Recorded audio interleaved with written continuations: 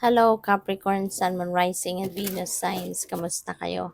Sana po'y nasa mabuti kayong kalagayan. Welcome back po sa Star Tarot. At kung bago kayo rito, welcome din po kayo. Please subscribe, like, share my videos, and leave me a comment po kung nakaresonate kayo. Thank you.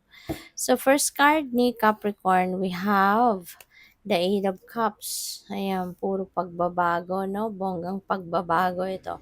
So we have the Eight of Cups, which is walking away from something or walking away from someone. So there is something dito that you are putting an end to it kasi hindi na to para sa'yo. Okay? So ito, decision mo to. So feeling ko this is your own decision kasi parang lumalalim na dito yung pag-iisip ninyo. Maaaring naghahanap na kayo dito ng deeper meaning in life. Kaya diskarte ninyo ito. No, decision ninyo ito na gusto ko nang iwanan ng sitwasyon na to kasi hindi na ako dito contented, hindi na to ako feeling fulfilled dito, hindi na ako masaya dito, hindi na ako komportable, kaya iiwanan mo na yung sitwasyon na to. So, this could be anything.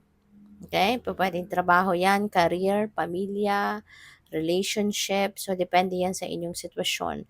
But you're definitely going to leave that situation kasi you know in your heart, no, na you deserve better than that.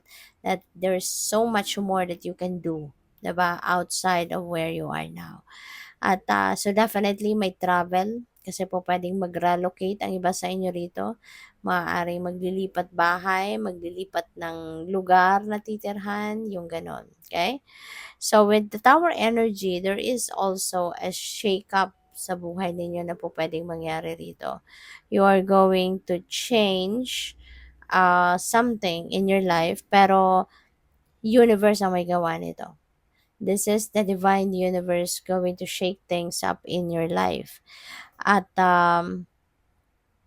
po pwedeng sa trabaho, po pwedeng career ito, po pwedeng relationship, pamilya, yung ganon. No? So, depende sa inyong sitwasyon. But definitely, this is a sudden change. Biglaan ang pangyayaring ito. Biglaan ang pagbabagong ito. Kasi hindi mo to kagustuhan. Hindi mo to plinano na pagbabagong ito. You know, there is going to be gulat factor, surprise, may surprise element ito para sa inyo Capricorn. Okay, kaya kung ano man ito, um, maaring magulat ka, ma-overwhelm ka at first, pero don't worry, huwag ka mag-alala. Kasi kung saan ka man dadalhin ng tower moment na to, you will be aligned with your destiny. Dadalhin ka ng universe sa kung saan ka dapat mapunta. Alright? So with the Page of Pentacles, there is good news coming your way. There is good news regarding money, career, business, mga ganyan.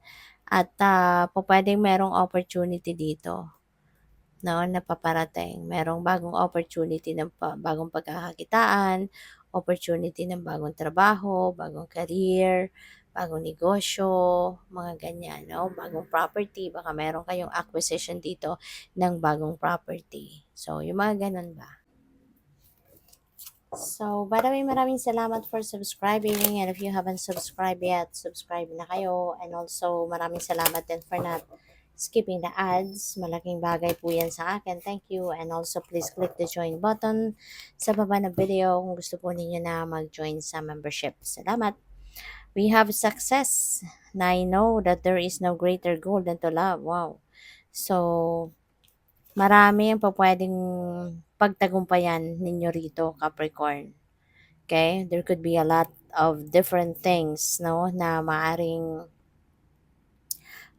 pinagsisikapan ninyo, pinagtsatsagaan ninyong ma-achieve, you know. And kaya naman si Page of Pentacles meron din success energy ito no? Kaya po pwedeng ang success ninyo rito could be related to material and financial success. So, congrats sa'yo. O pwede rin na meron ditong plano, diba?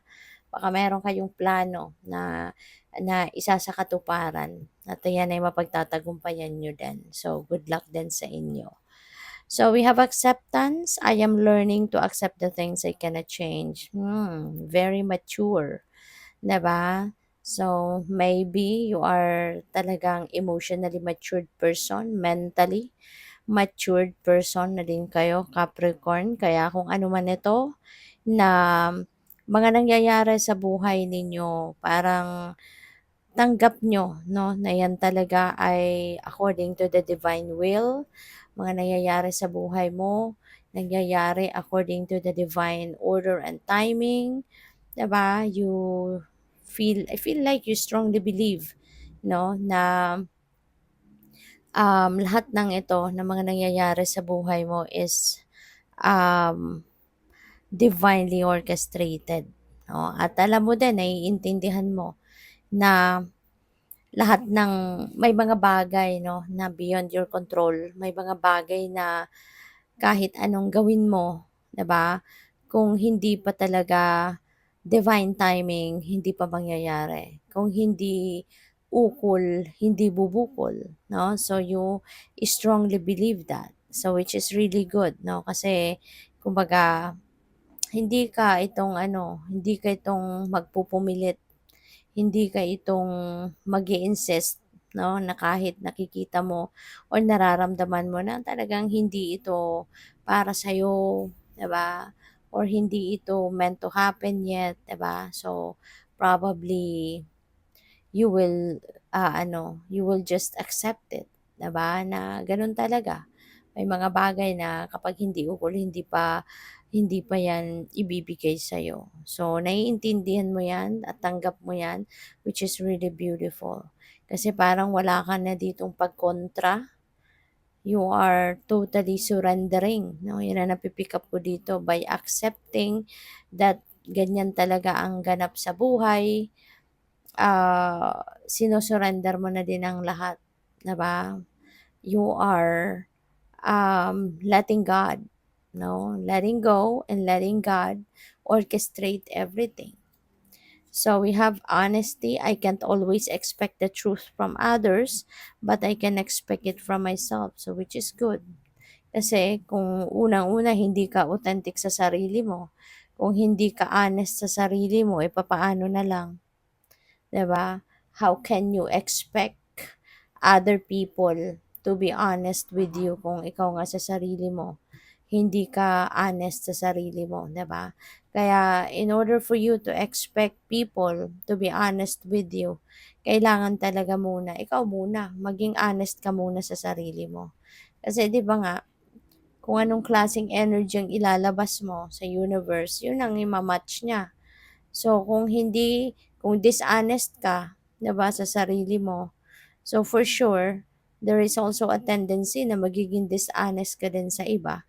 So that is exactly the same um, energy ang siyempre mama-magnetize mo towards you. Kaya you really can't expect other people to be honest with you as well. Kaya dapat talaga unahin mo muna yung sa sarili mo. Para ganun ang ipoproject mo eventually, that is what you're going to project in the outside world. And yun na ang klaseng energy ang ipapaligid mo sa sarili mo. 'Di ba? So, good luck. Thank you for watching. Love and light. Namaste.